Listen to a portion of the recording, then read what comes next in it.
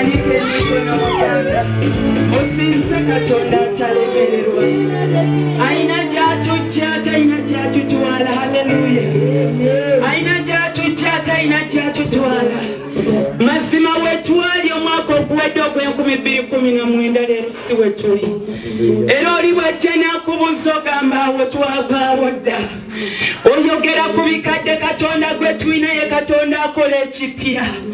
Dadi yatugamba nti Katonda waffe agenda kukola ekipya mu bulamu bwaffe. Ne tusinza Katonda atalina kimulema. Haleluya. Genda maaso ng'osinza Katonda. Genda maaso sinza Katonda atalina kimulema. Mugambe Katonda ng'enkulabye nga tolina kikulema. Tulabye ng'ozibula n'abaana z'abakazi mu kifo kino ne bazaala abaana. Tulabye abakwata visa kaadi ne baziteeka ku mbuto ne bagamba Katonda wa Musumba Julius jangu onsaze omwana. Mazima Katonda n'akka omwana n'afuluma n'amuzaala ng'omukyala Omwebbulaniya. Tulabye bangi nga balandira di baagala bagoba mu mayumba. Oli n'akwata kaadi n'asaba n'agamba Katonda wa Musumba Julius jangu onnyambe. Era n'agolowoka n'ayamba. Twaye tulina omulala gwe tumanyi Katonda atalemererwa ye Katonda waffe. Oli Katonda atalemererwa. Oli Katonda asinga byonna.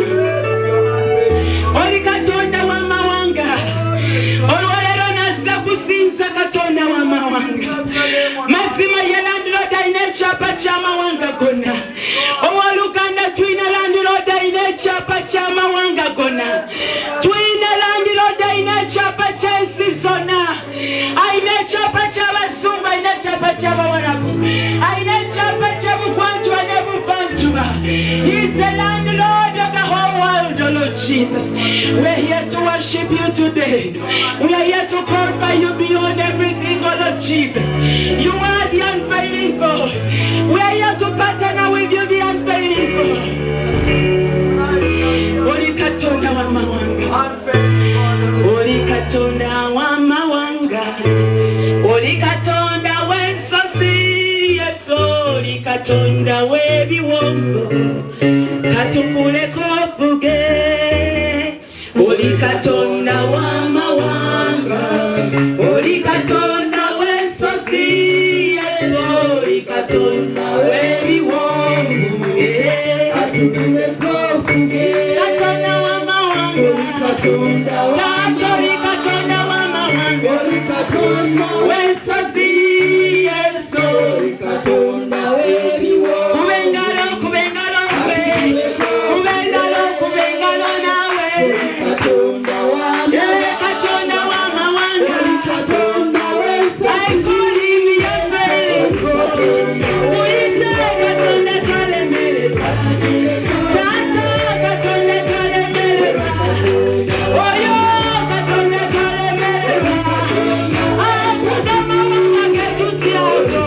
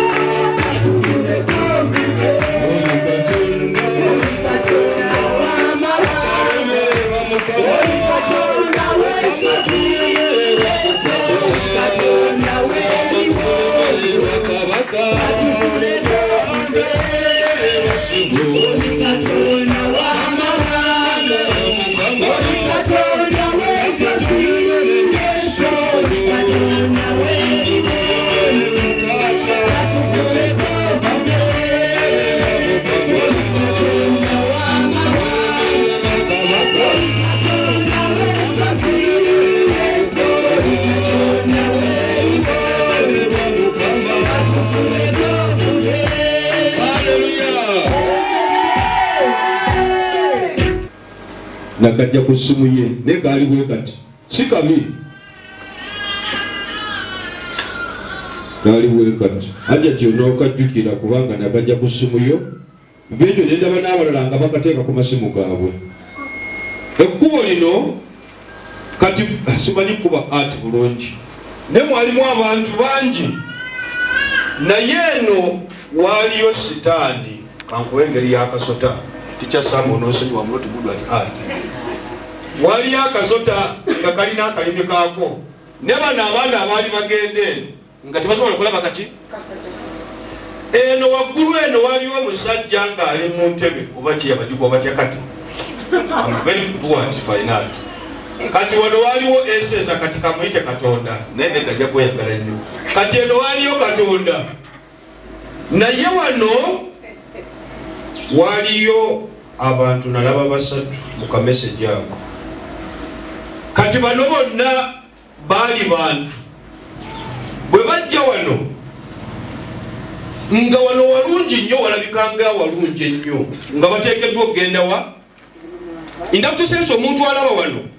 babeera batono nnyo akantu ako nakajja ku ssimu omanyi ebintu ebimuuzi ebyendaba mbinterpreting the spiritual kingdom ndaba lwaki omuntu akoze ekintu kino nendize nenzigyamu ekintu kimu in life amakubo gabeera abiri gamba amakubo gabeera abiri the choice to succeed is in you the choice to fail is in you amaanyi agakubeeza mu bwavu gabeera muggu amaanyi agakuteeka mu bugagga gabeera muggu kati omulimu gwa Julius gubeera ogu kuzuukisa obusobozi obubadde bwebase muggu era kyeyinza okukola olwaleero kuba kuzuukiza busobozi. For instance, sisobola kuwa buli muntu sente, sobola muzimbira, sobola mulabirira. Nate Katonda ampadde obusobozi obuzuukisa amaanyi agali muggwe osobola okwerabirira. Ekyo kye tukola. Amina. Nze nkola kuzuukisa busobozi obwo kubanga amaanyi agazuukiza obusobozi ate agagaba yagampa nti genda ozuukise kubanga sijja kukwata biliyoni zeziwa buli muntu siwe waawo naye ate essala gye tugenda okusaba egenda kuzuukisa kye wali tomanyi bwe kiba kiwadde ekijjewo bwe limattoga mu nyumba erijjewo bwekuba kufiirizibwa kuveewo bwekuba kulogebwa kuveewo bwekuba butafumbirwa buveewo buli kimu kyonna kikola ki. That's why bwe yatubikulira this special Friday as actually it is a special Friday. Nati n'ekigambo ekyo waliwo takitegeera waliwo takitegeera ekigambo ki just kibeera kigambo special. Nze lumu nagendako ku mbaga ne lwaki mbagamba ku mbaga nagendako mu State House nesanga nga banzitidde mu nnyumba y'omwana omu gwe nali ngenza okusatu nesanga bankoledde breakfast nga basaliddewo embuzi nnamba ku mmeeza baali bateeseeko special table the anointed of God. Nagendanga bwendi n'eŋŋombo mugamu bano bategeeza nze oba naye entebe y'ossobo yiyo gye bampa saagituulamu kubanga nze bwenkyala sirya mmere era sinyo ne mbaga abanna bange mulye ebibumba mulye n'ennyama ne bali bateeseka gambo special. Nsaba Mukama Katonda olunaku luno olubeera special nga tewali alutegedde. Katonda alufuule nga special mu byoyogera mu byokola mu byolowooza mu byokwatako. Nsaba Mukama Katonda alufuule nga special mu bulamu bwo nti buli wooteeka ekigere sincerely you are a special person. Oli si nsonga akulaba atya naye nga Katonda akuwadde obuyinza obukufuula ekyo mu linnya erya Yesu. That's why ndi musanyufu nnyo olwaleero kubanga olunaku olwaleero tugamba tugende tubeere kubanga partnership is about preaching the gospel.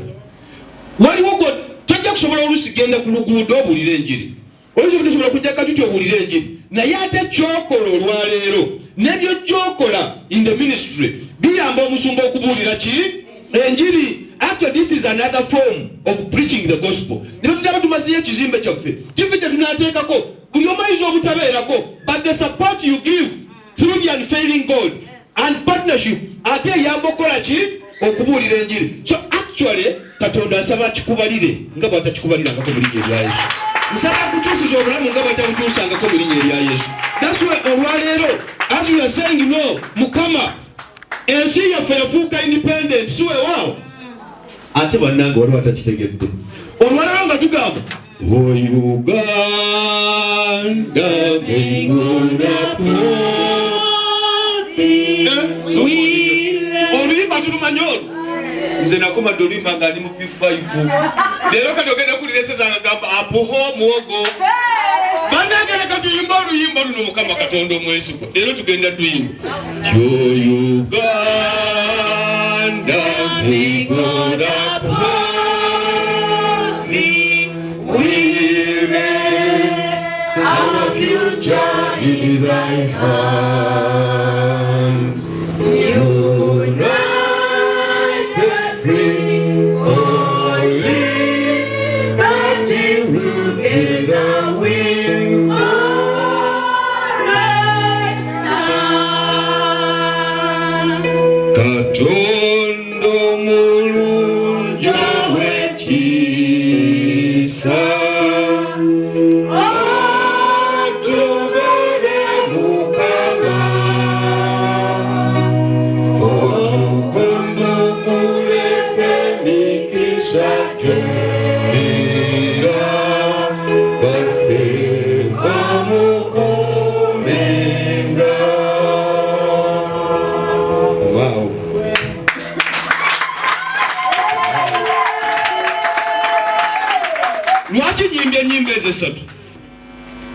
We welcome you, Holy Spirit.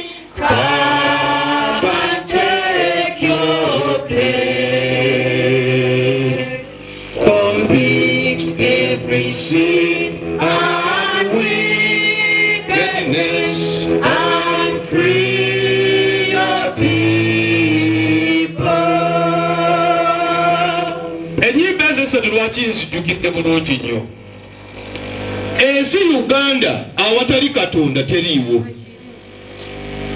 Actually kiruma nnyo okulaba nti ebisinga byonna byali biganye. Omuyiya w'oluyimba n'agamba oh Uganda Mukama Katonda akukuume. Ate nsaba bazze oluyimba luno mu nnimi ezinnansi. Abantu baffe balutegeere bulungi. Actually eyayiya oluyimba yalaba bulabi. Awatali Katonda tewali kisobola kukola ki? Era natuuka ninakaga katabadika nkampadde oluyimba luno. Nze nali nabyerabira. Ekampadde oluyimba nakagamba enyimbiramu naye onoonyeza oluyimba luno. Ate Teacher Samuel yalubawo. Teacher Samuel bakubanga emiggo. N'ennyimba zose bwe bazimpadde ate nange ne baddemu ne banjigiriza. Akagamba ak'emabega akasembayo wano wansi kagamba we stand for liberty. We stand for what? Olwaliro the independence nze nangirira your total liberty, your total freedom, your total breakthrough, your total independence. Mukama Katonda akupe independence ey'omwoyo alyoka akuwa ey'omubiri mu linnya erya Yesu.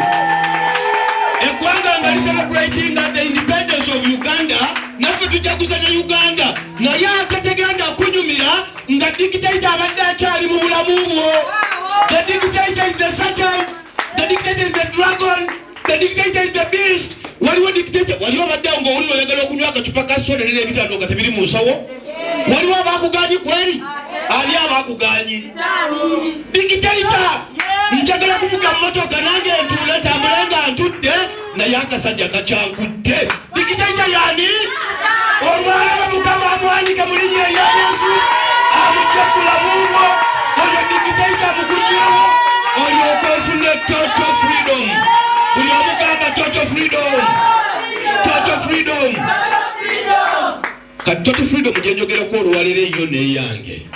Mukama waayo ayitibwa Kristo Yesu. The center of our freedom is Christ Jesus. Bw'obeera mu Yesu obeera wa ddembe, oba tukyasalibwa omusango, oba tokyalemererwa. That's why tumuyita ne unfailing. Kubanga in him there is total freedom. That's why in Uganda, actually Uganda eno Museveni abayambe abanyikiza akantu kano United for Liberty dembe. Waliwo akayimba abaana bakakuba kagambanga dembe ekigambo ekyo kinyuma lemwoyo mumubuuza akamanyi nalabanga nga akamanyi nnyo bulungi ate kaaba naye eddembe Katonda bw'ali kuwa eddembe n'alitandikira mu mwoyo ebisigadde bijja kunoonyanga bunoonya. That's why buli aze olwaleero ate Mukama ono bamuyinza bujja tutandika special Friday tuwabeeranga Friday yalandinga ku Saturday. That's why ntandise n'akantu kano abalaba kino kyetwogera tebabeera bangi nnyo tebabeera bangi naye abagamba mujjaka tugenda kulya omugaati tugenda kulya ennyama n'omuceere obulwawo obatuuza mmere gamba mmere. Let me tell you Katonda bw'aliko what is called total freedom abooluganda n'emmere toligijjukira. For almost 3 days I've not eaten, I've not drunk. Siriwo nevaati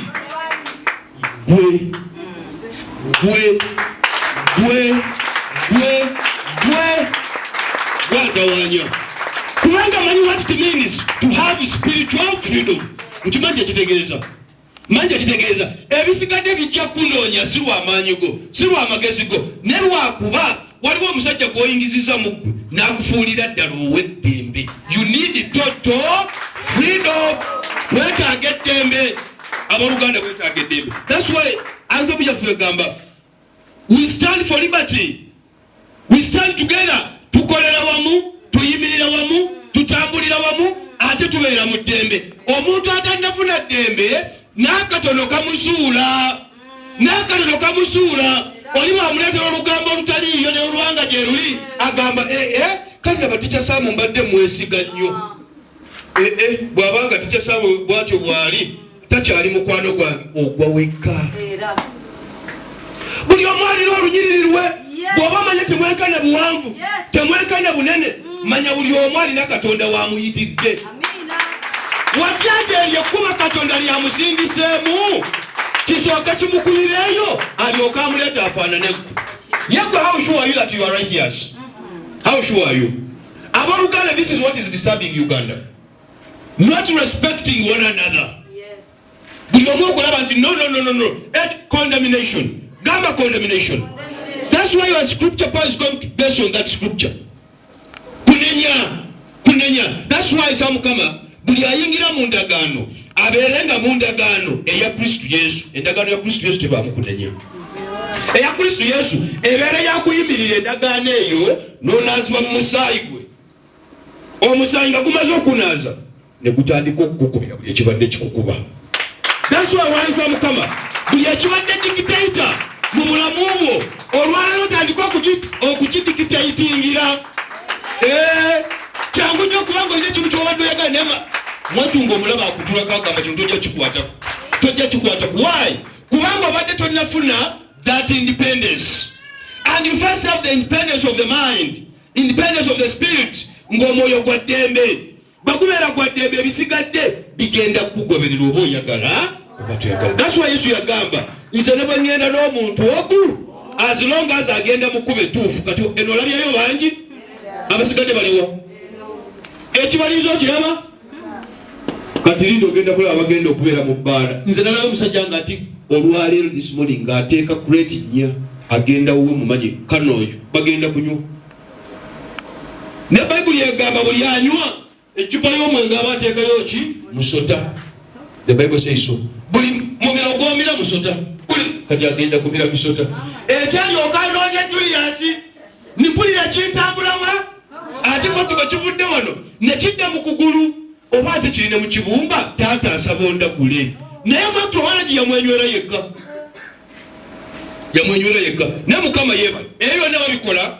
At the end of the day Katonda yerage nti ye Katonda mu bulamu bwabwe. That's why buli kintu at the end of the day kibeera signed by Christ. Uganda, may God uphold thee. Bwetugenda ku luyimba luli olwa Buganda Katonda omulungi ow'ekiisa naye ate gwe tusi avunnamira olwo kabaka naye tugambye Katonda omulungi omukuume.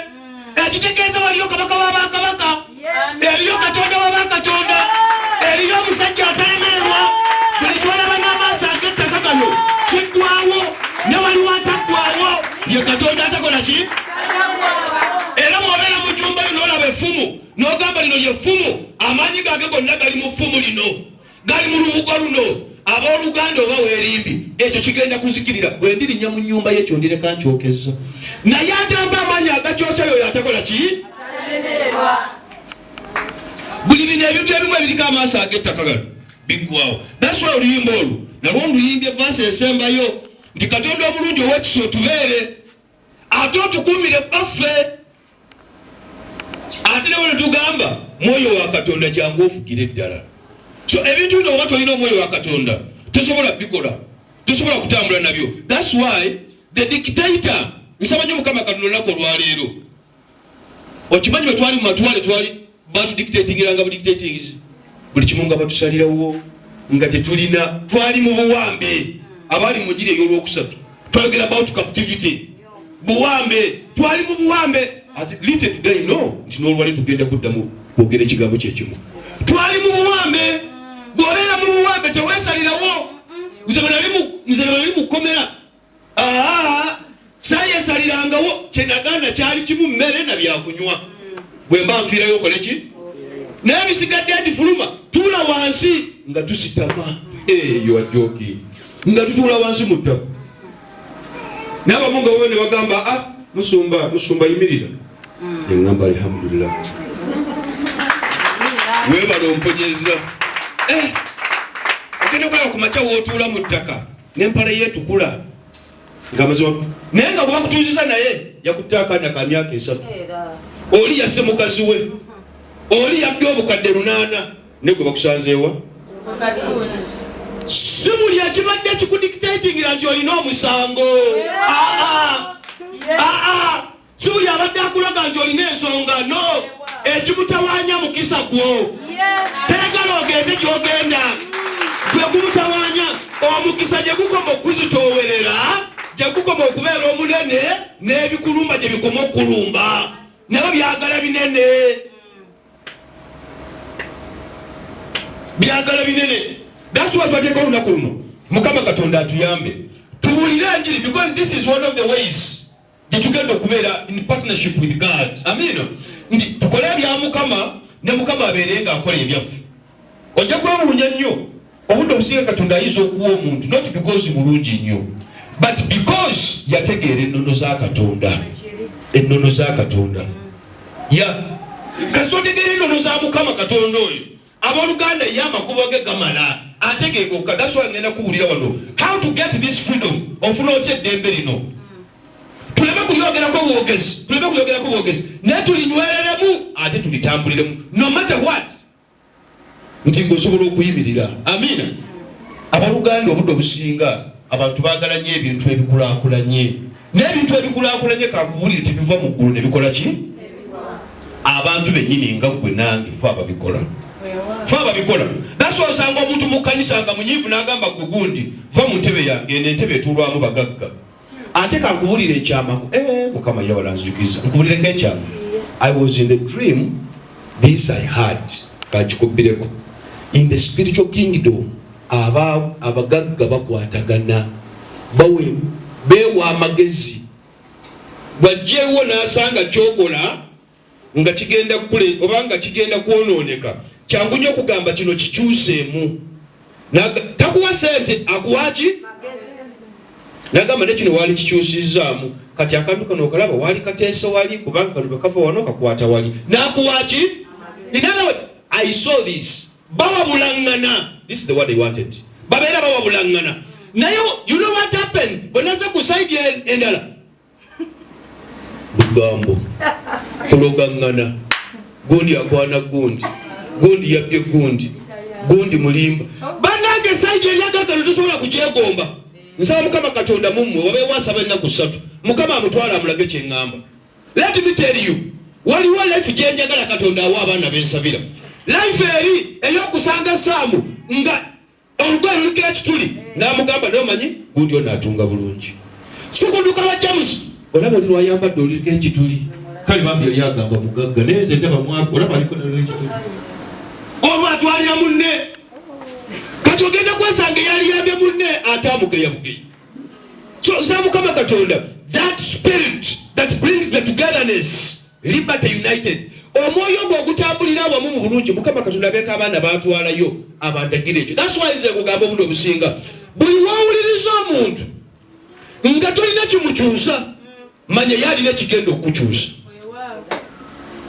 Oba kibi oba kirungi manya agenda kola ki kyekisudde abaana abasinga bagwa not because baali gudde lwakuba balina amaloboozi ge bawuliriza ate nga tebasengejjizza maloboozi ago kyekisuula abaana abasinga ne babeera mu mpaka ne babeera mu lugambo ne babeera mu kugeya not because baali gudde ne kubanga amaloboozi ge bateekinga in.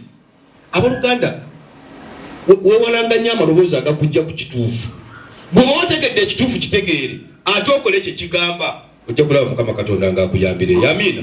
That's why sa Mukama Katonda atuyambe. Nayagala nnyo stanza eyo Katonda omulungi ow'ekisa otukuumire ebbafu ne bw'abanga amukuuma ekitegeeza waliyo atalemererwa oyo ateekeddwa okukola ku nsonga zo mu linnya erisinga amaanyi lya Yesu. That's why I'm going to dedicate a new these cards ezigamba Mukama obunafu bwange obutwale ompa amaanyi go. You people, do you say that prayer? Mukama obunafu bwange obutwale ompa eki. It is a voice. It is a voice. Nze ndabye abaana mu lockdown abafunidde just ku kaadi eyo bayitirivu agamba bonna bayitirivu both here and outside banji kubanga this is active faith. Kuno kukkiriza kulamu. This is the transference or the interpretation of our belief. It is faith now. Faith is a movement, is an action. That's why you get this. That's why Mukama Katonda on a special Friday buli omwamu covenanting n'amaanyi ageddembe gamba amaanyi ageddembe at whichever level Mukama Katonda akuweddembe atazibula amaaso olaba omulala byatalaba naye ng'okristu lyekkubo ge mazima bwe bulamu. Let Christ be the leader. Abooluganda ebisigadde bijja kuvuunama mu linnya erya Yesu. Nze nkwaniriza nnyo mu linnya erya Yesu na bonna abatasobodde kubeerawo na bonna abakimanya nti they have these cards na bonna abagamba nti nze ebyange byagaana Mukama Katonda abasanzeeyo amaanyi ge abeeko ekirooto kyabatomeza abagambe bw'oba ogamba nze wattu siremererwa ate lwaki oyagala nnemererwe. Katonda abeeko kyabikkulira buli muntu amugambe gwe okulemererwa kwe kwali kuva wano gwe kino kikyali kikulemesa. Abooluganda kisoboka Katonda waawano ayogera bw'oba omuyisa akola ki bw'omwewa ajja and your issue always settles down. Nkimanyi bulungi kyekiri obuli ne ngamba nedda oluusi kijja nakulaba bantu kubanga Mukama ngamba nja kwetuukira totawaana nja kwetuukira kati oba agambe nja kwetuukira ate nze lwaki ntawaana naye gwe kyeweetaaga kiri kimu okwambala amaanyi agamusika which is faith action. Baako kyokola ojja kulaba Katonda oyo ng'atuuka. So that's why olwaleero nga tugamba Mukama tukwebaza ku independence emyaka 58 leka nabo tubeere spiritual independence. Leka independence y'omwoyo tujambale leka tubeere nayo leka tugitambuliremu ate omukono gwa Mukama gwerage abeeko byateeka bulamu bwo. Abooluganda nga teweetaaga na kubyogerera ng'abiraba bulabiramu n'agamba no oyo abadde ani oyo abadde Katonda. Njagala nnyo ekigambo ekyo nti oyo abadde ani baleme gamba nti magezi go baleme gamba nti netuwakayo ne bagambe nti oyo abadde ani abadde Katonda abadde Katonda abadde Katonda yayimiridde n'alwana kyekyo abadde Katonda yayimiridde nakola ki n'alwana. So nsaba Mukama Katonda buli alina kaadi eyo nina amafuta I'm going to rededicate it to renew it nti Mukama Katonda byategekera omwaka guno for your life no matter what tubadde mu lockdown no matter what nti muntu abadde alina wansibiddwa tokuŋŋaana togenda wa Mukama Katonda abeeko akatuli kakutomeza akunsimbirayo malayika egi gamba malayika egi malayika egi Katonda abeeko malayika gyakutomeza. Abooluganda ensonga zo bisiya Mukama Katonda oyo azimalirize mu linnya erya Yesu. Lekolera malayika ekutomeza this year. I'm telling you before this year ends Mukama Katonda abeeko malayika gyakutomeza because of your faith, because of your action. Akadde okyakalina tuli mwezi gwa 10 obudde bukyaliyo wadde era wasigadde emyezi ebiri omwaka gukole ki naye bwaje emyaka I'm telling you Mukama asobola okuwa ekintu ekyalima ekikakyo. I'm telling you just partner with him faithfully. Sibya kigumaza gwakola bukoze ebibye ojja kulaba. Madame yabadde atawanyizibwa muhanji. Onyi muhanji naye kumuteeka mu bantu atawanya. Nate nga talina gwamulekera ali awo. Nagamba no. I have reasons to thank God. Chinuma nti I'm going to miss this partnership service. Ne muhanji ono bwe muteeka ku church agenda kusika ebintu by'abantu. Kubanga neta kuzewerekera. Ne mugamba neta. Kiruji wasuzosa bakuwasala mukaaga she's for prayers till morning. Ne mugamba no. The Kambasabine Chisachawa. Let me represent you, but the problem was Muhangi. Muhangi is a problematic one.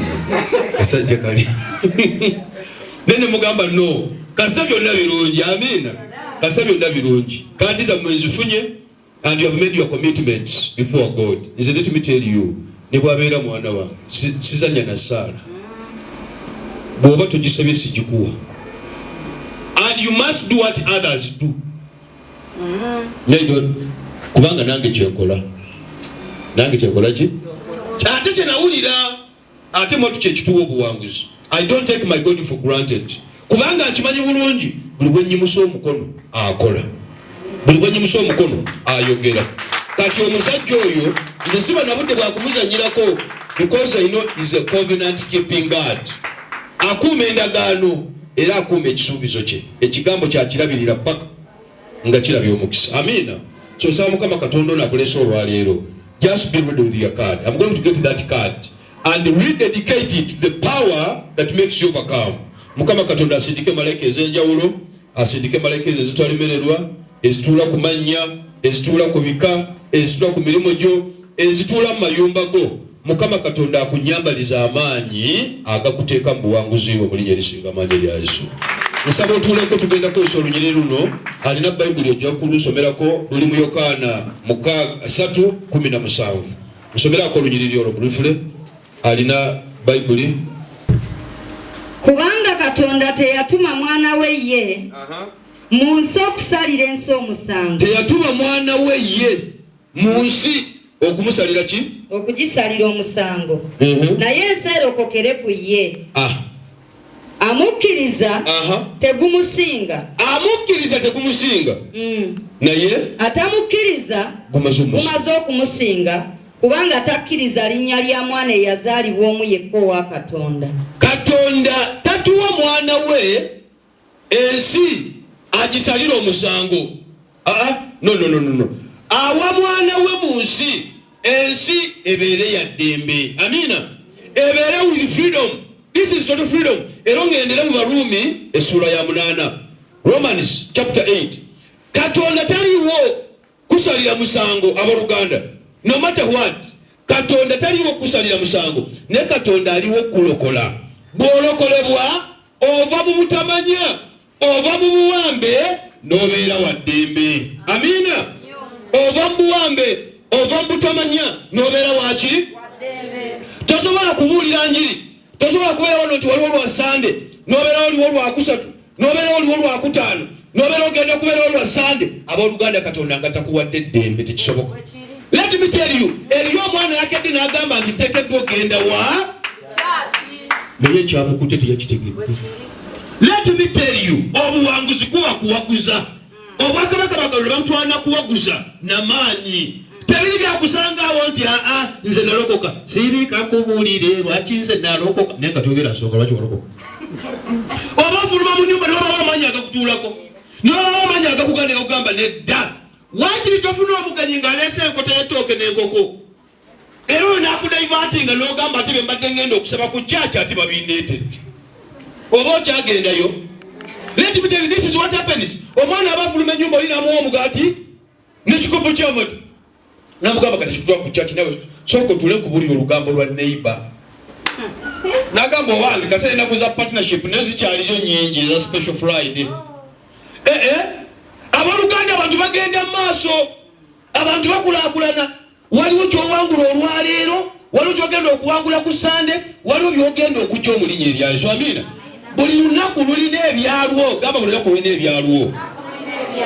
So bw'oba oliwo olwaleero, waliwo olwe Sunday, waliwo olwokusatu. Buli kimu Mukama Katonda abaako kyakuggyako omulinnya erya Yesu. Amina. Because there are too many spirits. So nga tugamba Mukama, tukwebaza olw'eggwanga lyaffe okugiwa obwetwaze. Bannange obwetwaze kintu kikulu nnyo abooluganda. Okufuna eddembe kintu kikulu nnyo. Naye bw'oba ofunye eddembe ng'eggwanga, naawe weetaaga eddembe mu nsi yo. Amina. Weetaaga eddembe mu matwale go. Weetaaga eddembe ku mulimo gwo. Weetaaga eddembe mu maka go. Amaka galina obutabanguko. Abakka abantu tebagala kukkaanya, tebagala kwogera kimu. Naye tugambe tuteekeddwa okuyimirira ng'abaana ab'endeegi. We need that total freedom. Eggwanga bali baligamba tubeere n'eddembe, puliza obuweereza tubeere n'eddembe, abantu mukubo ku mirimu mubeere n'eddembe, ate yagaliza munno, mwagalize ekirungi, mwogerere ekirungi, bw'oba tolina ekirungi ky'oyogera, sirika. Please, you are meant to pass on the message of peace, a message of reconciliation, a message of love, a message of patience, forgiveness and joy, kindness. This is the message. If you don't have that message, don't exaggerate the negative. Others are just good at exaggerating the negative. Gundi wamulabye yaze sikati yenge erimu ekituli. Messi says speaking ku bintu byonna walabe ku church walabye mu kituli. Ate no mwatu kyovolaba omuntu obyeta wangula kubanga yatunulira bintu byabalala tatunulira bya Katonda.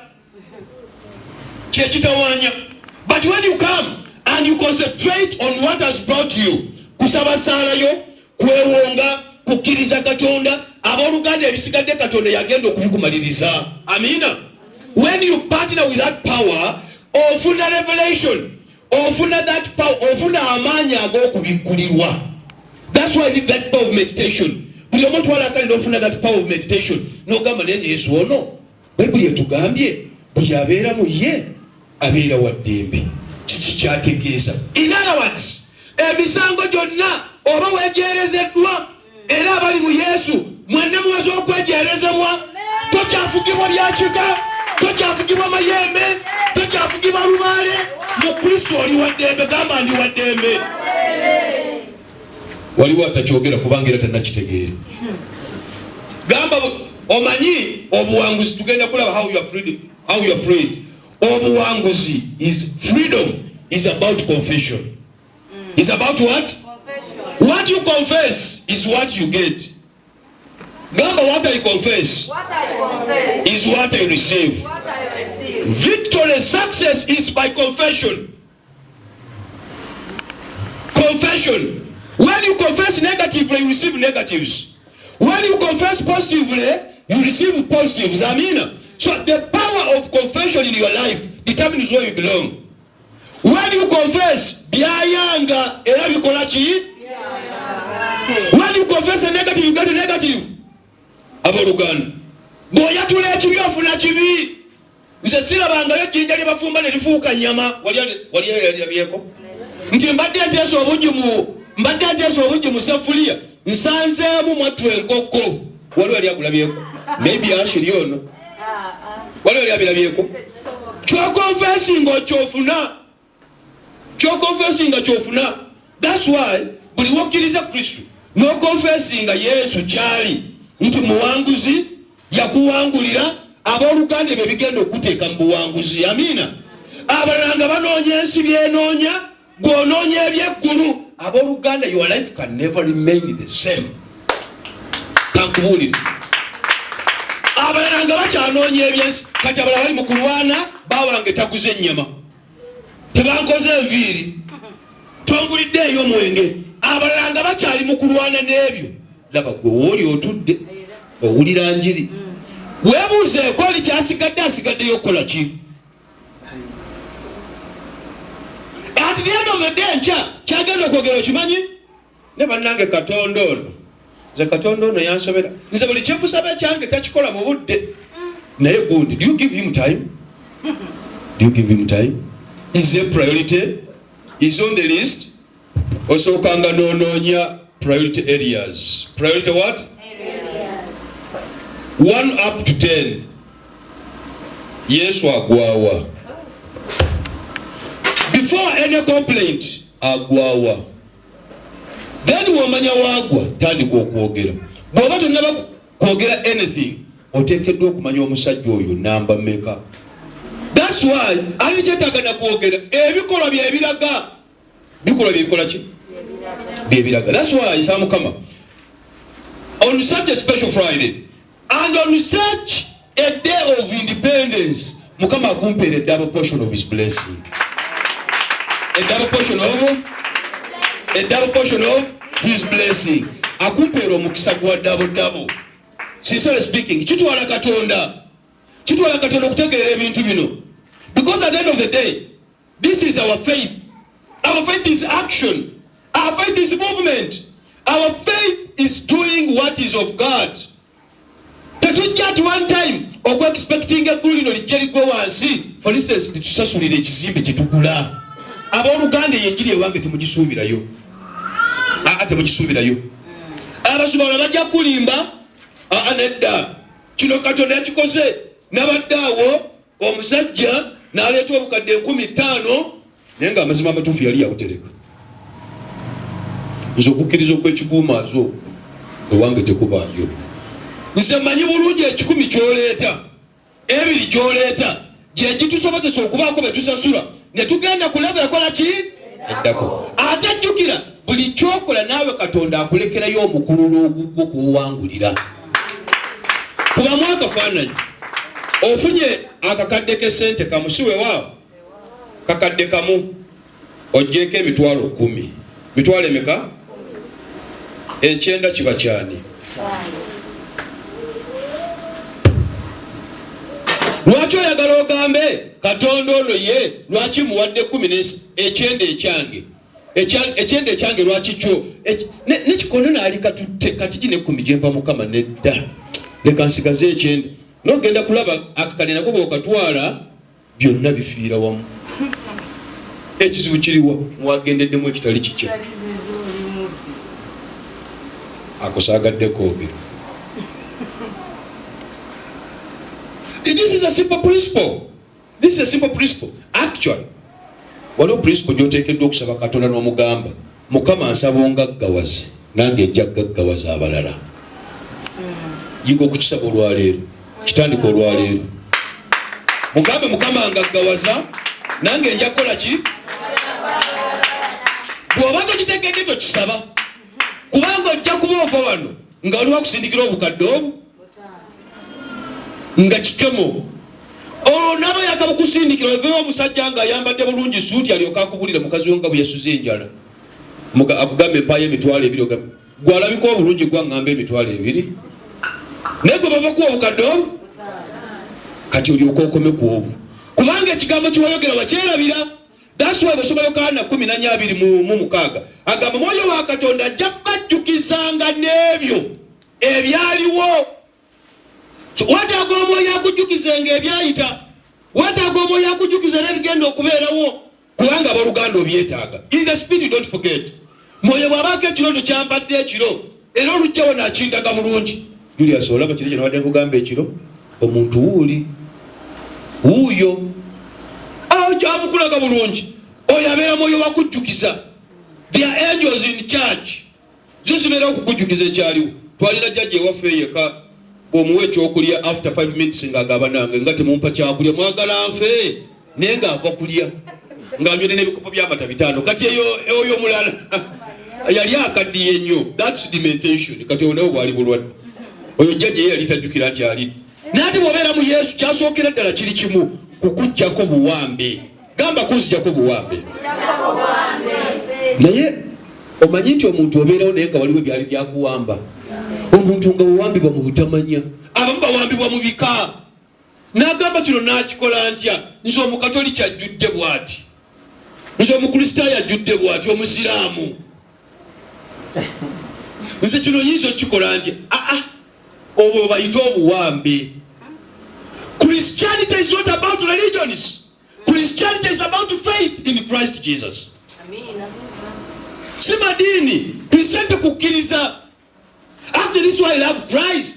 Yebazibu omusajja oyo yatujjako ebyo ebyali bitufuga, yatujjako obuwambe obw'Abaroma, obw'Abasirians, obw'Abababylonians, yabutujjako obw'Abagreesi, n'abutujjako n'atuwa okukkiriza mu mwana we. It's not about religions. It's about faith in Christ Jesus. So bino byonna byetukola byakukkiriza. Kyobola omusajja ali eyo bamuyita Bisaka, ye bwe yakitegeera yatandika ddiini ye okukkiriza kwe, faith of unity, okukkiriza kw'obumu. Yatandikawo kikye kubanga kitegeera butegeezi. It's not about religions, it's about what? Faith. Yesu yazaalibwa mu madiini ag'Ekiyudaaya. Nibyo yakuba n'agamba, no, I have not come to abolish religions but to fulfill them. In other words, faith is above religions. Okukkiriza kuli waggulu wa ddiini. So in other words, eddiini ziteekeddwa okunywera mu kukkiriza, ziteekeddwa okugenda mu bulokozi. Kati bwezimala okulokoka ekitegeeza omubusiraamu oveeyo, bw'okitegeera mu katoliki oveeyo, bw'okitegeera mu busiraamu oveeyo, bw'okitegeera mu buyuda oveeyo, kubanga this is the wind of Christianity. It is faith. Kukkiriza lyebazibwa Yesu yatulaga ekkubo nti mu ye tewali musango. Waliwo oyinza okubeera ng'olina embeera nga yo yakulemerako, ng'obusungu bwakulemerako, ne bwe lugambo nga lwakulemerako. Bwe kaba kawala gy'owulira ng'oyagala okanywa, muzadde nga saagala kuyita ku ddipu, naye kati njiyitako nga saagala najjirako, ngamba kalira oba nanywanga biki bino. Bannange bw'otegeera amazima gakufuula waddembe. Gakufuula waki? Buli mwana gw'olaba ng'abula tannafuuka waki? That's why Sam omulimu ogw'okubuulira enjiri natuuka lundi mbuuza mu kisenge kyange, Mukama omulimu guno wampa gwaki? Because waliwo ekintu ky'olabira ddala naye ng'ogugamba takola ki? Kyobalaba abaana bano abasomesa mu masomero gano aga nasale, nze nsaba nnyo basasulwenga ssente nnyingi. Bannange okukwata kamuhanji n'okawandiikisa mma, nzaakulabira obuzibu. N'avaamu n'awandiika erinnya lye. Gwe mulimu gutubeera nagwo. Ate nga babuulira bya professors, the educated, bategeera ebyensi naye eby'omwoyo totally blind. That's why they come to bagamba these are atheists. These are what? These are ebyagala tebabiriiko. That's why muwabeera mu Yesu sabanga nnyo Mukama akubikkulira ebyama bye. Ebiki? Ate ebyama byagenda bikubikulira ng'olina ekigambo mu ggwe. Funayo olunyiriri lumu lw'oyimiriramu ne lukuwa amaanyi. Olunyiriri olu otandike n'olwo. Ate z'otamanyi tozookya. Z'otamanyi tezifuuka za bannabbi ba bulimba. Z'otamanyi tezifuuka za bafere. It's because tozimanyi. Weewaawo. Oba oli wawulira kye ŋŋamba? Bino bye bitabanya abantu mu makanisa. Actually mulina omukisa. Omusumba wammwe is holistic. Gwe mukisa gwe mulina. Nze akumulya Katonda kyambikulidde nga sirina kwagala kumanya musumba oli kyabuulidde, saagala kumanya. Nze kyenjagala kiri kimu, Katonda oŋŋambye eki. I don't preach people, I preach the word. Kubanga manya ekigambo kya Katonda kyawa omukisa. Kati gwe funayo olunyiriri lumu olugamba lutya ababeera mu Yesu. Soma olunyiriri olusooka oluwulire. Kale kaakano wulira olunyiriri nga luno. Tebaliiko omusango abali mu Kristo Yesu. Waliwo awulidde olunyiriri olwo? Kaakano tebalina musango abali mwani? Mu Kristo Yesu. Oli mu Kristo Yesu? Weewaawo. Wangi Nsiraamu. Oli mu Kristo Yesu? Ye dade. Owuli oli mu Kristo Yesu? Ye. Neki ekiraga nti oli mu Kristo Yesu? Namukkiriza. Wamukkiriza? Wamukkiriza otya? Bikolwa. Mu bikolwa. Aha. Nasalawo nendeka bakatonda bonna nengoberera. Bakatonda bonna n'ogoberera Katonda atalemererwa. Namusenga. Ebikolwa bye bijjayo kye wasenga. When you believe, bokkiriza. When you believe and you don't have faith, your belief is in vain. Teryagenda kumanya butuukirivu bwo, teryagenda kumanya kiri mutima gwo nga tokikoze. Amina. So buli lwokola ekikolwa ekirungi n'obaako omuntu gw'osanga mu kkubo n'omuyamba agenda gamba waawo omusajja ow'omutima omulungi, omukazi ow'omutima omulungi, kubanga okoze ekikolwa ekirungi. That's why good works are key in the manifestation of God's power. Ekisa, okusaasira, okwagaliza bikulu nnyo eri Katonda ono gwe tusinza. Amiina. That's why agambye mu Kristo teri abali nzira mu lunyiriri olwo. Kale kaakano tebaliko musango abali mu Kristo. Tebaliko musango. Kati kambuuze ejjembe libadde likwagaza ki ate ng'oli mu Kristo Yesu? Obwavu bubeera bukwagaza ki ng'oli mu Kristo Yesu? Ekirwadde kiba kikwagaza ki bw'oba ogamba oli mu Kristo Yesu? Akugeya akwogerera akwagaza ki ate ng'oli mu Kristo Yesu? Are you getting me, people? If that is still happening, then there is something not yet right in your life.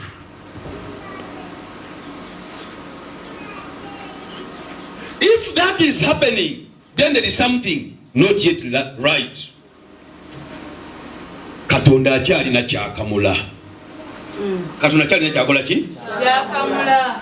Alina kyakamula. That's why waliwo olunyiriri lw'omwenda lugambe lutya. Soma olunyiriri lw'omwenda olwo. Yangu yaako olunyiriri lw'omwenda olwo.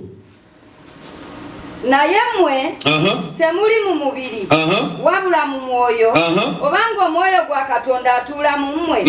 Naye omuntu bw'ataba na mwoyo gwa Kristo, oyo si wuwe. Bwe ngamba ndi w'omusajja oyo, ekitegeeza ebyo biteekeddwa okubeera mu nze, si weewaawo? Bwe bibanga tebiri mu nze, ekitegeeza sinnaba kubeera wuwe. In other words, when you are in him, all is done. It is well with my soul. When you are with him, it means it is well. Kati kibuyaga ne bw'aba akunta, omugamba gwe kibuyaga kunta, nze ndi mwani? Banja nze ndi mwani? Gwalogaloga naye nze ndi mwani? Gwakolima naye nze ndi mwani? Abooluganda oba amaze okunafuya omulabe. You belong to the Spirit of Christ. You belong to him. Amina. That's why buli abeera mu Yesu aba takyalina musango. Kyobala abaana basinga kibatawaanya nnyo. Gundi okutwalabanga ku kkubo nga yeetunda nti naye yalokoka, wabula obulokole buno nze sijja buyingi. Ekikutawaanya kiri kimu. Omulabye ng'ali ku kkubo nga yeetunda yali Mukatuliki. He was a Muslim. She was a Muslim. She was a witch doctor. Ebyo yakoliranga ebyo. Ne kati wano yakoze eki? Emyaka 3. Tedi abadde anywa walagi. Nze nga nakalaba Tedi 2 years now. Nga Katonda amuggyeko ekikolimo eky'obutazaala ate nga yazaalako dda. Naye ng'olubuto lwali lwesiba for over years. Nensaba n'atereera. Kati oyo yamusanga eri nga bali mu bibaala ku keke ara yaabwe. N'agamba oyo omuwala gwe mmanyi yabeeranga ku ara, sigi yabeeranga temukikwata bubi. Ngeza bugeza. Ate ne Tedi gwe njogera mulala si yono. Kati emyaka 3 gye bamumanyiramu ng'ali muke ara. Kati ebiri yalokoka. Yakyuka bw'omusanga ali ku chachi ng'abuuka akuba matendo n'ogamba bannange oyo omuwala yabeeranga wali ye yabeerangayo naye bwe yabeeranga eno yasulanga wa jjajja bbaamu. Oba oli wakitegedde? Kati ate wali badde osanyuka nnyo nti ewa jjajja bbaamu yavaayo kati asula ku Farm International Church. Kati olyanjawulo. Oba oli okyategedde? Nosanga omuntu ng'alemerawo amunenya oyo omulaba tebali muwone na kazindaalo kunalekanga kujjajja bbaamu n'agenda ne wa jjajja Ndawula ne wa Mukasa yalina akazindaalo ka Yesu n'ebyekirokole. Please teyajja kujajinga yajja kulokola wamusanga eyo kati nze mmanyi ali eno. Eri yali yabula kati yavaayo. Ky'abantu ba Yesu abalokole abaana b'ekisa era n'eddembe tuli baddu bani tuli ba Yesu edda twali ba Sitaani ne tusenguka. Mukama abeeko gw'ensangula abeeko gw'ensangula Yesu abeeko gw'ensangula gamba yenze ate mwigenge okutapinga amafuta abeeko gw'ensangula ogamba asengule nze waliwo agamba asengule Teddy ate gutagala kusengula waliwo ateekeddwa okusengula ng'akujja mu kansa waliwo ateekeddwa okusengula ng'akujja mu sukaali ateekeddwa okusengula ng'akujja mu mayogo ateekeddwa okusengula ng'akujja mu birwadde ateekeddwa okusengula ng'akujja mu mitwe egibobba ng'akujja mu mabanja okukyayibwa alyoke akusengule akuteeke mu kisa ekiwangulisa ddala mu linnya erya Yesu gamba asengula nze. Amina. Twali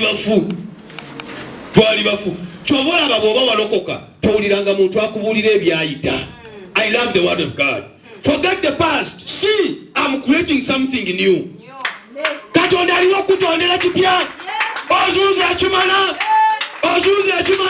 ke kaseera obeere waddembe mu Yesu. Abooluganda tuuza akabina katuuza omusajja ajja kukukolera olwaleero nga tujaguza independence eno akumpeera independence mu makaago akumpeera independence mu mwoyo akumpeera independence mu byenfuna akumpeera independence ku mulimo akumpeera independence mu maka akumpeera independence mu byensoma akumpeera independence y'amagezi akumpeera independence y'ensimbi akumpeera independence y'okuganja akumpeera independence y'okuganja akumpeera independence y'okuganja akumpeera independence y'okuganja akusikira ebyali byafa omulabe Sitaani amukutire mu linnya erya Yesu.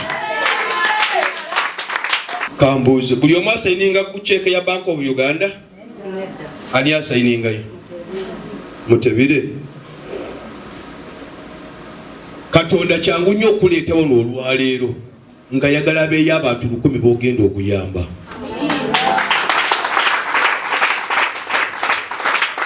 Omanye ebintu bino bwe moyo bw'aba bintu bikulira bwe biti waliwo agamba ne bannange ekyo Julius kisoboka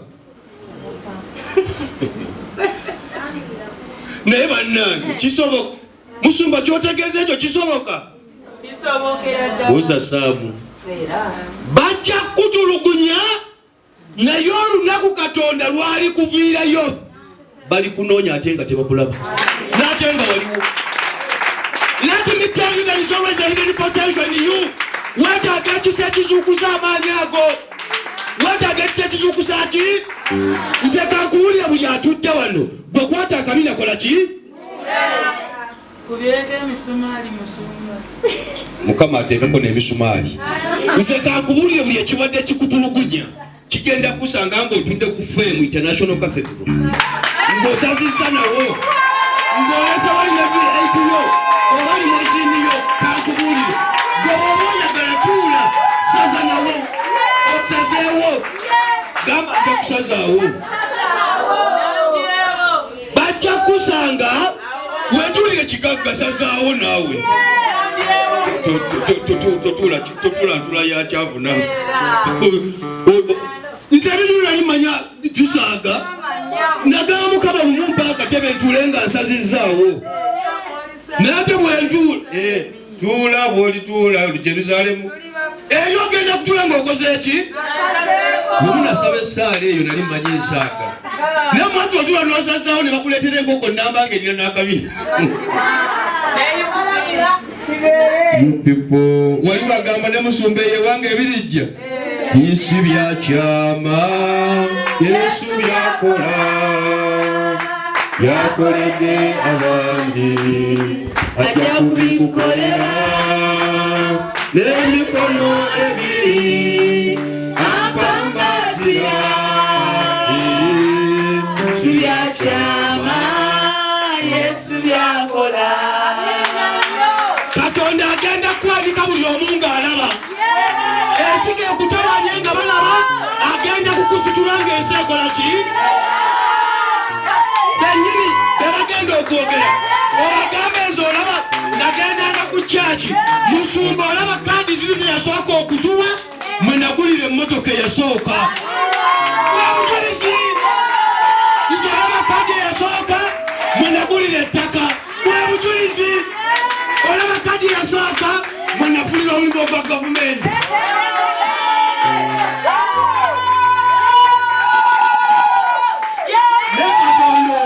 Katonda ono bannange byakola. Saamu yasomesanga abaana bange, is a very bright man. Nga saagala ave ku ssomero eryo. Kubanga ndyagala nnyo. Naye kano naba yaŋŋamba Julius yateekeddwa okubeera ku level endala. Ate nze namugjayo. Actually kamukubuli. Nze Katonda wange talina side. My God is a universal God. Wenjogerera gavumenti yamutwala. Kainanga bemba mwagala nkuba kasimu bayisizeemu Mukama Katonda ono nali badde ngamba nno sabu nali kukotogedde ate nali kusibye for life paka butabani bange onanga buweddeyo babugwayo nga ngamba kati yakola ki actually kati gotekeddwa Katonda wange okumutegeera n'okusinga abalala kubanga amazima wooli nali saagala oveewo n'omusajja yaŋŋamba lumu, this one must be to another level. Nawanika buwanisi mukono bamuno gavumenti ye munoonya kati si aginoonya naye obujulizi buliwa olunaku lwe nakwata kaadi eri nenzikiriza nti nteekeddwa okukola ebya Mukama, nenzikiriza nti obunafu bwange ateekeddwa okubutwala, nenzikiriza nti kino kiteekeddwa okubeeramu Katonda. Omusajja eyange yabikyusa kati walikwatira kaadi ey'okubiri omwaka ogujja kati olwo nga tugenda ku mbaga nga tugenda kuki olwono ng'ofunyeyo essajja nga liwungidde wano ligamba ne bannange eno njiri kyempulira oba kajanja bagamba oyo naye musumba ffe twamulaba dda kyobalaba nalina ekizibu ky'abaana abasooka wano banzigaliranga nnyo eno musumba ffe temumukooya, musumba ffe temumumanyiira, musumba nga babavumira wano abantu wano ate abaana nga balokole naye obulokole obw'ekika ekyo nze saabwagala ate nga tebaagala basomesa kituufu naye ate era nga bw'omanyize Julius soogera nze nkuyita buyisi kiro mu ssaala zange nendyoka nenkuwa obwenyula ogubi n'ogu olaba bulabye omusajja yabadde mukambwe musajja yankubye nakweyitidde njagala okume wano ng'oteredde daswa neteeka olunaku olwo mu jangu tubeeko kye twogera munda eyo okume wano ng'ojulira ani kino ekifo kyakwebaza kifo kyakola ki Katonda waffe wakwenyumirizaamu ebibadde bikusumbuwa bireme kukusumbuyira mu bantu neva bannange ekivume kibi gamba ekivume kibi kankubulire n'okuwunya kiwunya ne bwabeera muzadde wakwegaana ekivume nga tekinaba kuwapa ne bwabeera waluganda akwegaana aga Katonda ne bwabeera mukazi wo agamba ekyo ekisajja olaba nakidduka ku kyali tekimalaako naye ng'olina abaana 6 beomuzaalamu gamba ekivume kibi n'ebintu bino mubiwulira naye Katonda bw'aba akwambuddeko ekivume ate abooluganda ebirungi bikugoberera bugoberezi. That's why nsaba nnyo that spiritual independence nti ekibadde kidictatinga mu bulamu bwo olwaleero otandika okidictatingira otandika okiragira. The dictator has been the devil, the dictator has been Satan. That's why abali mu Yesu temulina musango, temulina ki musango. Bible yagamba Abafilipi 7 eyatandika omulimu omulungi muggwe downwards ajja kugumaliriza ate okupartneringa ne Katonda kyabwa Katonda. Partnership with God is godly. Ze byebiwandiika ebiri mu t-shirt gy'oyambadde ebyo. Waliwo abaana basudde t-shirt zammwe bali mu printing. I believe this week, if this week or next week, manyi nabo basajja abo nabo balwalwawo zijja kubaawo abasasudde t-shirt zammwe ezo zijja kubaawo mujja kujja muzikumi. Okupartneringa ne Katonda kitegeeza kussa kimu, kuba kussa kimu, having the same mind, having the same idea, having the same attitude, having the same faith with your God. Kuba kussa kimu. It's just about that. Kuwagira buwagizi gamba nze nja kuwagira ekyo. For instance, tulina ekizimbe kyaffe kye tugula kuba akafaananyi singa buli mwana waffe mwagamba nti omanyi nze buli mwezi nja kufunanga wakiri emitwalo 5 nja kufunanga emitwalo 10 ku lw'ekizimbe ekyo. Ogamba Katonda ayinza okoleka kyekimu naye kambuuze oyinza okugamba nja kuwaayo 10 nga togenda zifuna? Ekitegeeza emikono gye gigenda okukwata ate giweeyo. Oyinza okwekala nakulekeraawo? Katonda akusooka kukujjuza naga mwana wange nkuwadde kati genda oweeyo. That's why we call this a visa. Tuli mu kulamaga, tuli mu lugendo, tuli mu lugendo. Ate kumanyi kuyimba zolimba lutandise bulungi ate mulwono. Visa eriawo. We are pilgrims. Tuli ku lugendo.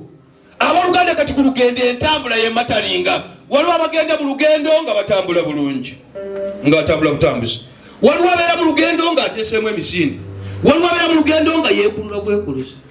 Waliwo agenda mu lugendo nga izilimping. Naye ali mu luki? Lugendo ki lw'olimu?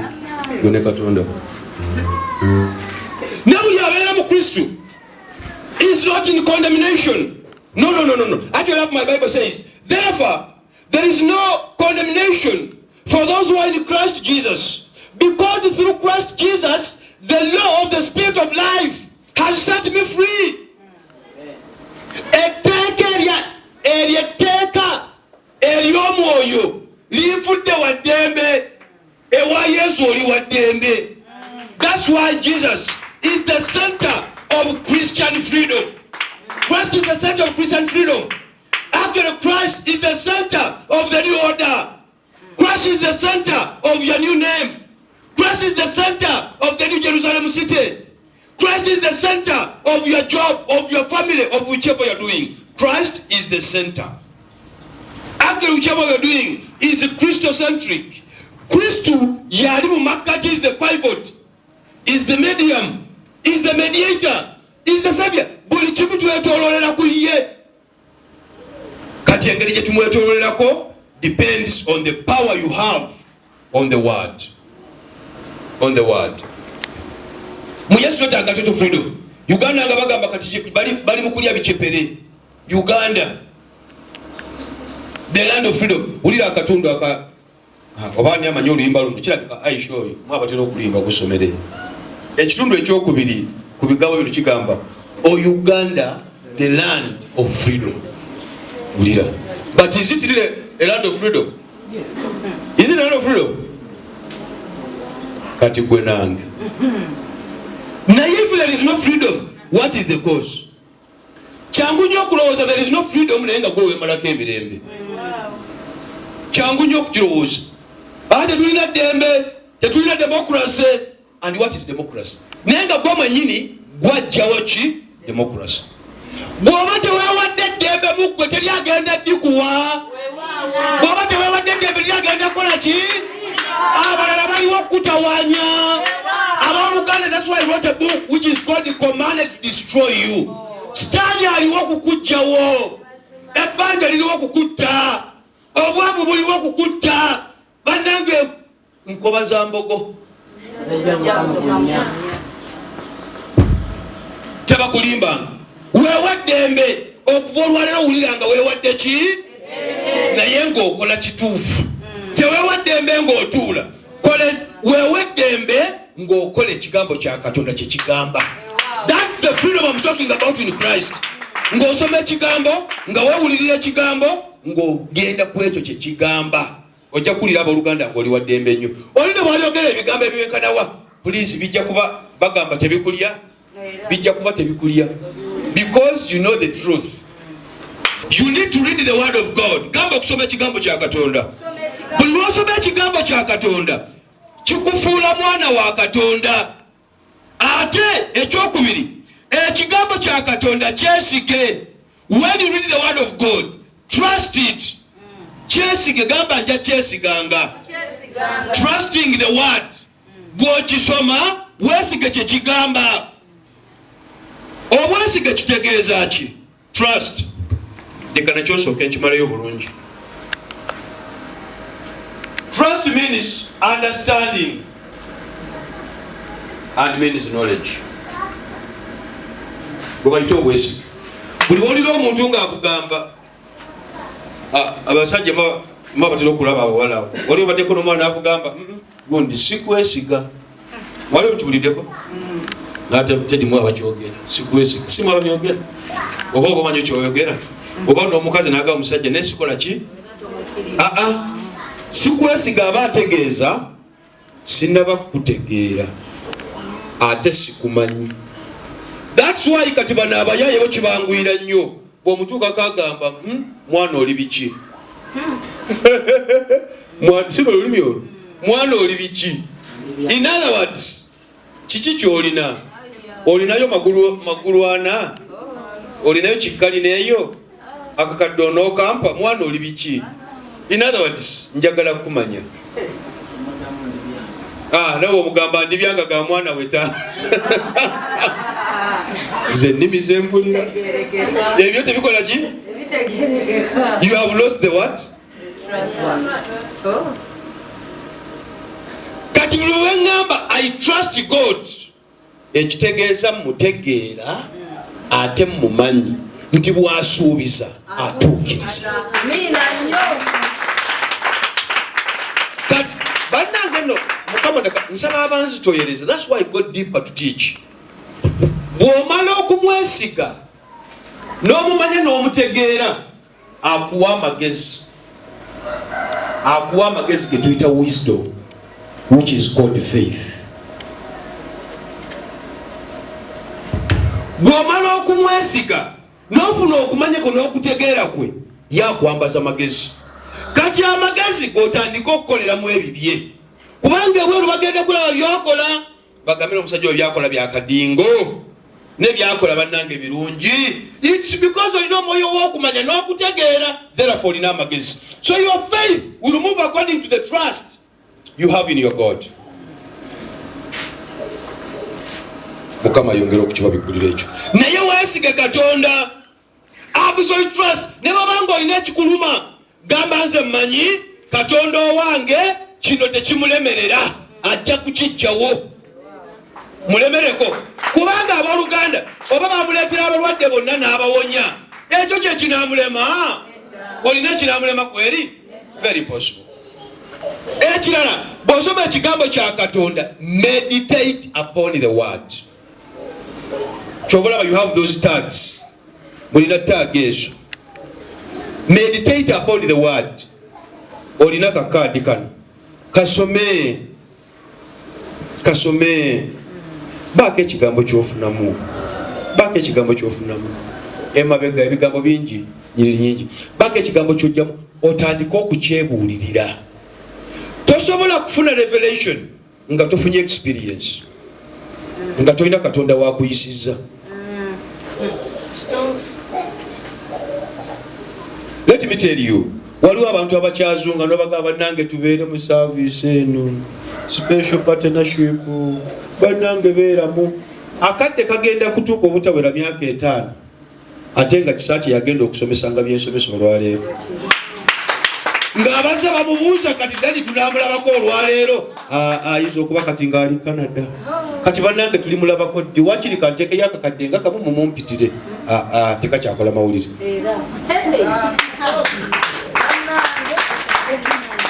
Bwentyo bwe mbibagamba ne bituuka nga bagamba kale dadi yatugamba nze Mukama byamba tibya wakiso byamba byansi yonna. Nsi yonna nze nkimanyi bulungi. So meditate upon the word. Bw'osoma ekigambo kya Katonda kyebuulirireko. Kyobalaba ne Yuda bwe yayonoona.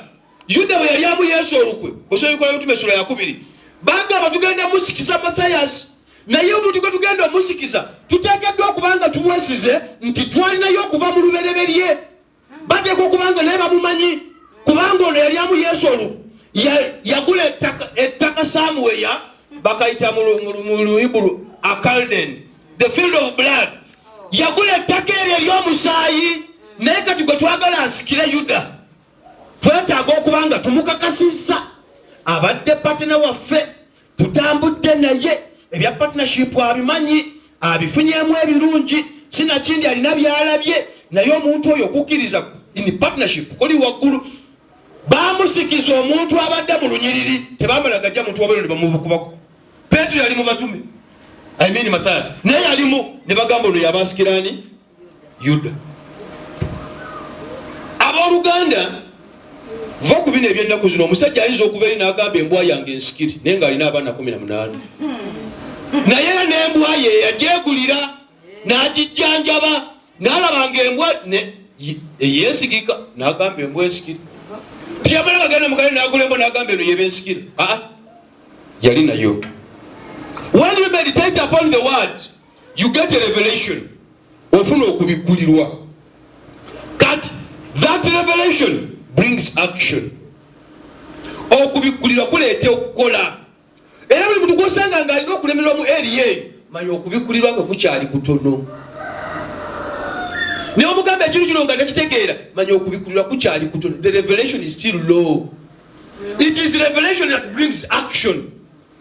Era buli muntu gwosanga nga is active alina ekintu ali kukina manya the revelation is too high.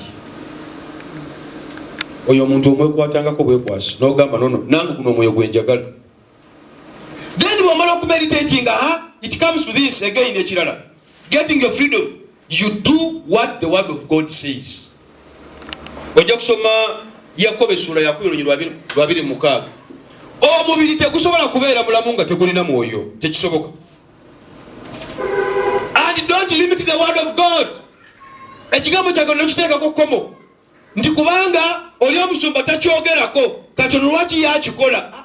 But buli omu alina bye baamutuma, buli omu alina layini ye, buli omu alina ki, buli omu alina ki. Kye baatuma Julius kye baatuma Tomu naye ate bagamba Tomu abantu oteekeddwa baleeta ewange n'aba Julius abantu oteekeddwa okukola ki?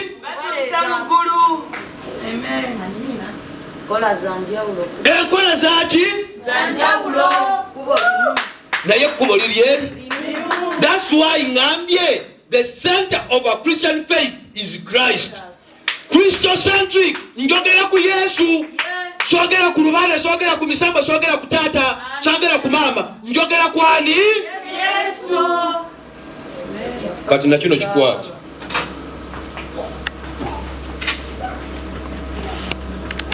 Na kino njagala Mukama akunyambire. Ogende nakyo olwaleero. Tedyo nyambako nga maze okuwandiika n'osangulako ebintu. Just for order. Katonda oyo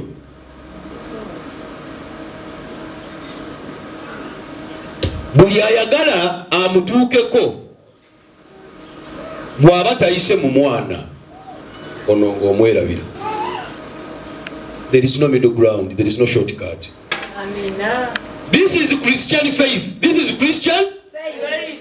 This is not Muslim Islam. This is not Buddha. This is not Jajabamu. Christian faith teaches buli ayagala okugenda ewa kitaffe ateekeddwa okuyita mwani. In other words, olutindo olw'ebbanja lyo ye Yesu, olutindo olw'embaga yo ye Yesu, olutindo olw'ennyumba yo ye Yesu. Kati buli lwagenda ewa Yesu atusitula lumu nga saddaaka ewunya akawoowo n'atwanjula ewaani. What a beautiful statement. Thank you for the revelation. Yatugatta wamu mu bwonoonyi bwaffe n'agamba Mukama bano be baana abasaseewo okukuyita taata. This is Yahweh. This is Yahweh. But Jesus teaches us to call him Father. Kati agamba nedda bano be baana mu bunafu bwabwe abasazeewo Yahweh okukuyita ani? Taata. Therefore, Yesu n'afuuka ekkubo amazima n'obulamu. In other words, waba taliiwo Julius yalibadde katuuti wano. Tiyalibaddewo. Ate bwensaba neemugjamu nengenda eri Katonda. Ankuba emiggo. Kubanga yekkubo. If I'm talking about Christianity. Yekkubo. gaye mazima bwe bulamu. So do what the word says and don't limit the word. Ekigambo kya Katonda kiteekangako kkomo. Naye buli musumba gw'olaba Katonda alina kyamutumye. Okulaba abantu abangi nga bakuŋŋaanidde mu kifo does not mean the presence of God in that place. Teacher Sam ngambye ntya?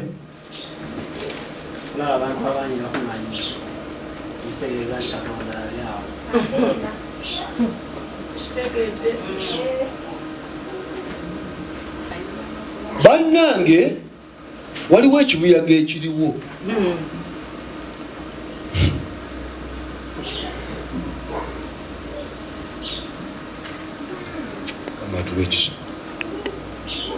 Abantu abasinga bagenda mu makanisa just kola byabwe.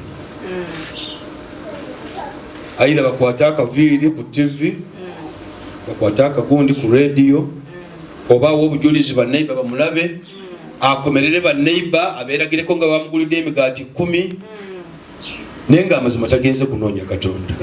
Let me tell you, nobo obujulizi bubabufu. That's why ajulira leero enkya ne bifu. Ne bagamba ate gwe twakulaba ku TV ng'ojulira ate kiki mwattu oba omusumba oyo baŋŋamba omusumba oyo alina emisambwa kyakuwa addayo n'akikusikako gwa mufu.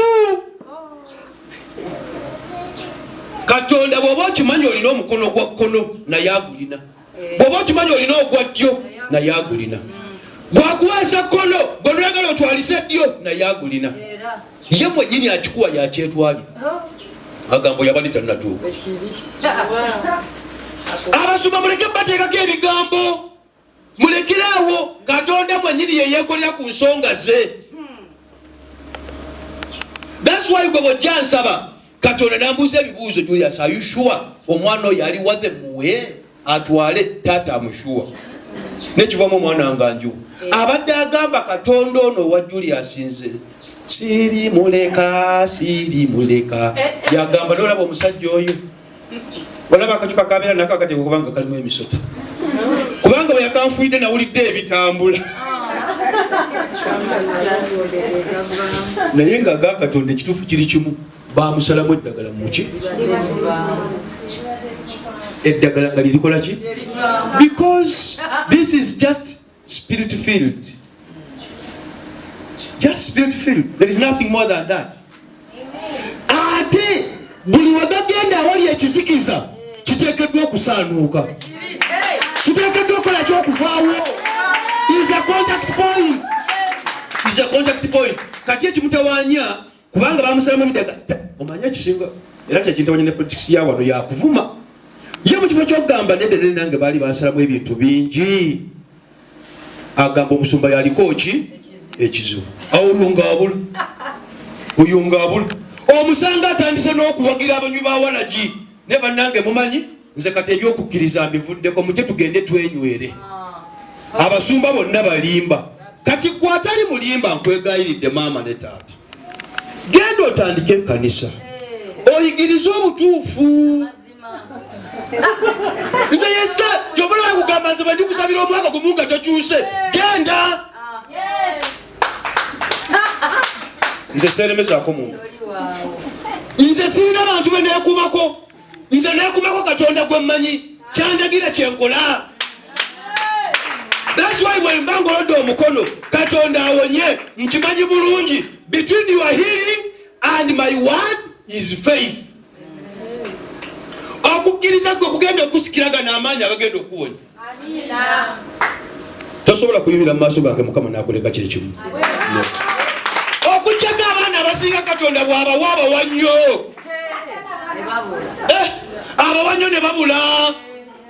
Ne bagamba nze omusajja oyo kati byakyasaba nze sikyabitegeera kubanga atuuse ku tugiyita mu Latin tugiyita il più elevato, atuuse ku apex. Alaba byonna bye yali asaba akoze eki? Nali njagala ekimotoka nkiguze, nali njagala puloti njirina, nali njagala omwami mulina, nali njagala eddembe ndifunye, nali njagala maka. Kati ene yeerabira ateekeddwa okutandika okwebaza obwebaza. Ate nakali kogambye Mukama mpa nja kuyambayo abantu 1000, ako nako nakeerabira. kyobula omusajja yejja eri Yesu nga mugagga yamugamba nkole ntya okuyingira obwakabaka bwa Katonda buli kimu nga nkikoze amateeka nga kuumye ebigambo ebyawandiikibwa mbisomye emirimu gyo Mukama ngikola. Yesu n'amutunuulira n'amugamba mwana wange weebale faithful servant but one thing you have not done of all one thing. Yamugamba atya?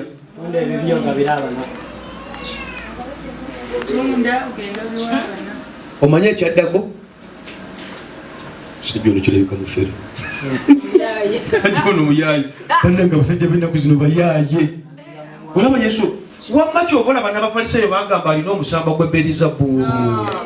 Wamma kyovola batayambala nangatto omusajja abeera mutangira nnyana.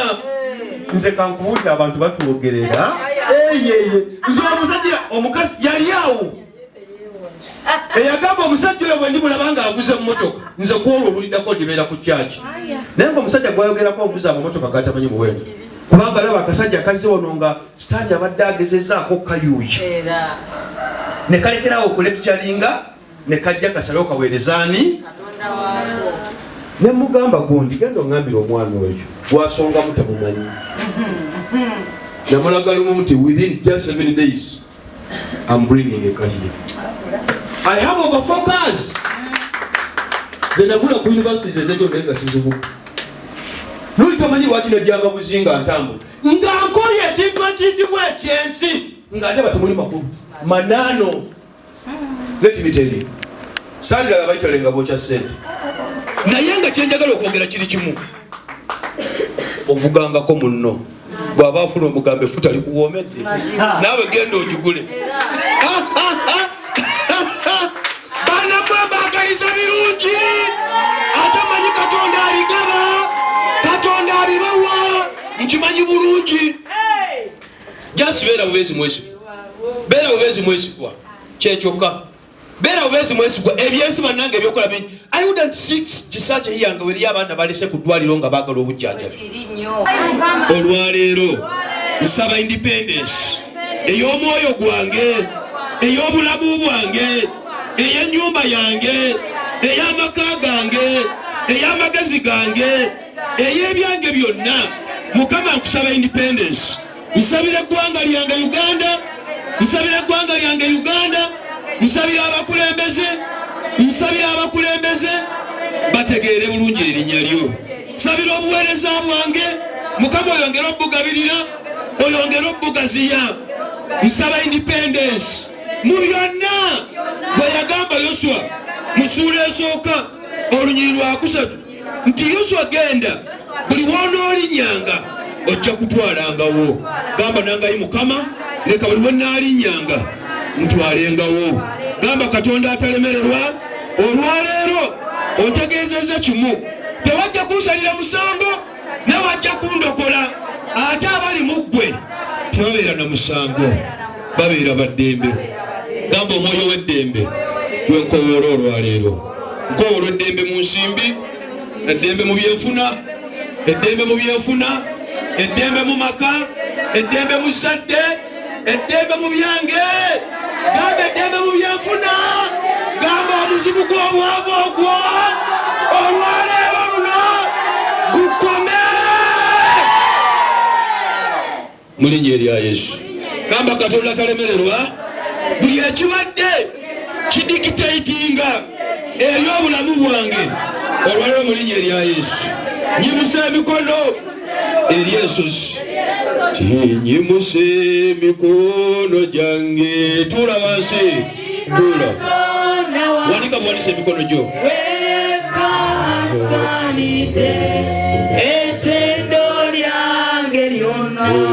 Nyimusa emikono gyange. Buli omukwata kandi yo ng'ogimusiza bimusa. Buli omukwata kandi yo ng'ogimusiza. Buli omukwata kandi yo ng'ogimusiza. Nyimusa ebyange byonna. I believe you have your card with you. What are you yimusa buyimusa emikono gyo. Ne baba tekuli kumpi giyimuse buyimusa. Emikono gyo gyetaaga yimusa buyimusa. Nyimusa emikono gyange. Eri Katonda wange wewe kasani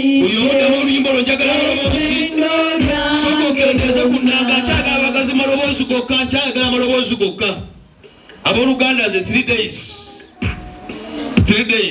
sinnalya sinnanywa simanyi oba musamba gwe gumpa amaanyi ne gunkuuma bwe guti ate gwe nga bakedde kwesokomera amagi ne muwogo ne lumonde n'akatogo nze mmanyi waliwo Katonda nze nkimanyi waliwo atalemererwa gimusa bulungi ekaadi yeeyo olaba kaadi gy'okutteyo neiba ogiraba erina beewadde amamotoka g'otamanyi kaadi gy'okutteeyo eriyo beewadde ensimbi bakyazisirikidde eriyo beewadde amaka eriyo geebadde obufumbo eriyo beewadde obulamu eriyo beetambuzizza amawanga kati nowulira eriwo beewadde emirimu mingi n'olwaliro ne beerabira nti waliyo special Friday eriyo beewadde amayiika g'amataka kaadi gy'okutte eyo it was a revelation. Kaadi eno nga Mwoyo agimbikkulira nagiwandiikira na mu kizikiza nawandiikanga buwandiisi ebigambo bye bampa and I heard the angelic voice of 12:37 byonna bino binatula neŋŋamba Mukama kati yongerezaako ekigambo kyo natandika okumba ebigambo ebyo but almost all this I was just writing tewali ttaala tewali ki olwamaliriza nenteekako ettaala nentandika okuwandiika kino newabuuze nga nfaaki ne Mukama yeebale kuba ngirabye ng'ekyusa abaana ngirabye ng'ekola ndabye Katonda ng'agiyitiramu Katonda okukyusa abaana mu linnya erya Yesu so bengamba yimusa emikono yimusa abooluganda toyimusanga nga weerekeramu tokoowanga nze yalibadde akoowa naye gwe tokoowanga olina kyeweetaaga amiina tinyimusa ekaadi yange eri Katonda wange wewe kasanide etendo lyange lyonna tinyimusa emikono gyange oyimusa emikono yange yimusa emikono yange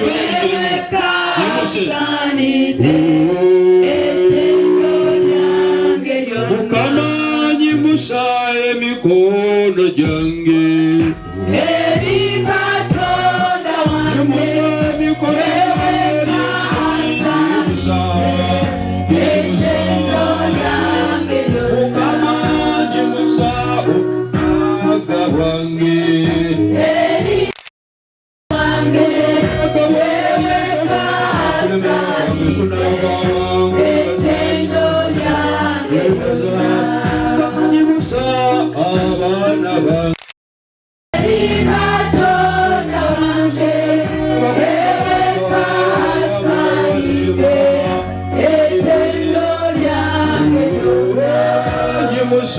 abayumba bawe eri Katonda wange wewe kasanide etendo lyange lyonna nyimusa amayumba gawe eri Katonda wange wewe kasanide etendo lyange lyonna amayembe mu bikaaga eri Katonda wange wewe kasanide etendo lyange lyonna nyimusa obulamu bwabwe eri Katonda wange wewe kasanide etendo lyange lyonna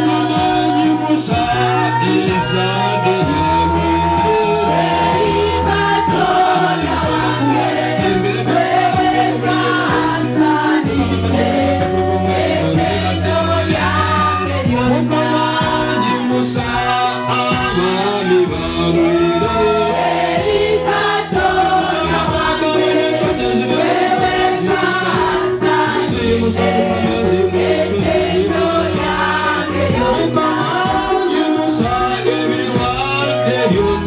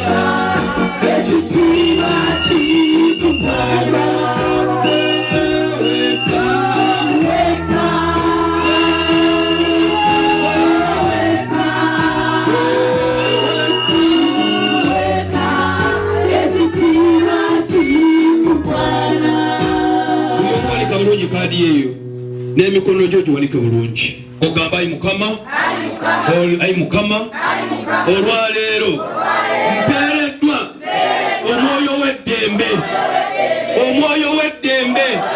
Gamba the spirit of freedom. Gamba today, olwaleero I have been given, I have been blessed, nyambaziddwa